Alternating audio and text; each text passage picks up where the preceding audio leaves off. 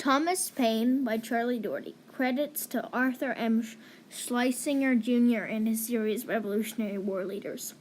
This was my Revolutionary War biography project I did in school. It was a cold winter day, January 29, 1737. Suddenly, a piercing baby scream rang through the wind. The baby's name was Thomas Paine. Little did his parents know he would change the world. Mr. and Mrs. Paine were corset makers. They are a type of dress. They were not very wealthy, but they tried to give Thomas a pleasant childhood. When Tom was 8 years old, Mrs. Paine was going to have a baby girl.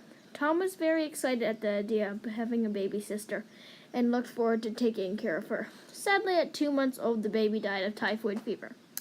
In most of England, people had to be rich to send their children to school. But luckily, a rich man in their village paid for every child to go to school. Thomas loved to go to school and did very well in all of his classes except Latin. His parents decided to take him out since he would not study. He ran away from home since the living conditions at home were awful. He eventually made it to a merchant ship called Terrible, which traded with Russia. After 5 years on the sea, he went to London for a new start.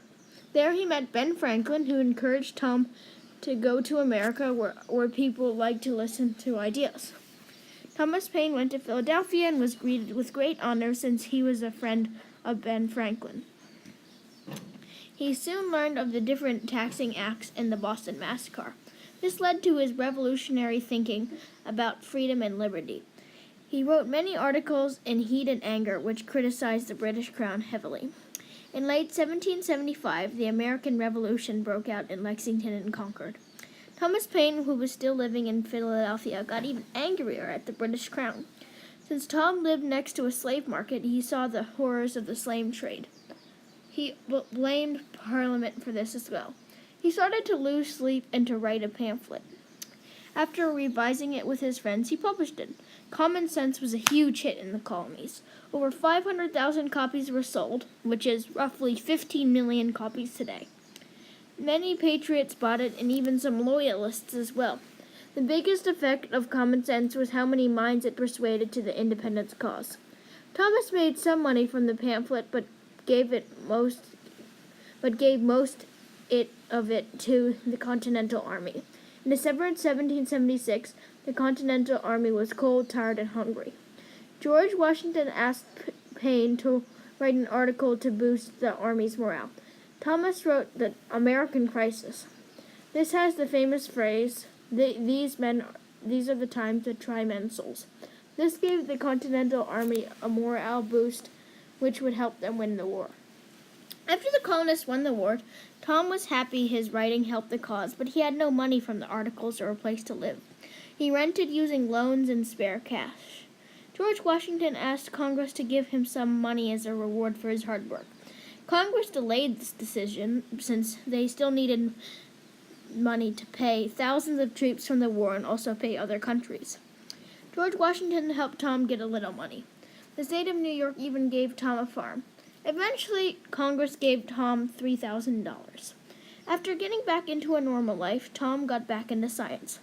He wanted to build an iron bridge. This bridge would need piers because of its strength. Ben Franklin liked the idea, but critics in America told him to go to France, which was more free-thinking. After 3 months, French engineers said the bridge could work. Over the next several years, Tom went back and forth between Britain and France. When Tom was in France, it was a dangerous time. The French Revolution was in full swing, and Tom was proud to be in France's fight for freedom. An Englishman named Edward Burke wrote a book to defend the French king. Tom wrote back in a book which criticized kings. The French responded by arresting Tom. He was in jail for a year and almost died. President James Monroe bargained and got Thomas's freedom. When Thomas got back, he wrote another book called The Age of Reason. This book criticized the church and used ideas like evolution. Thomas Paine was hated and eventually lost all his money. Thomas Paine died penniless and hated. Still, America will remember him for his patriotic books and for him making her free.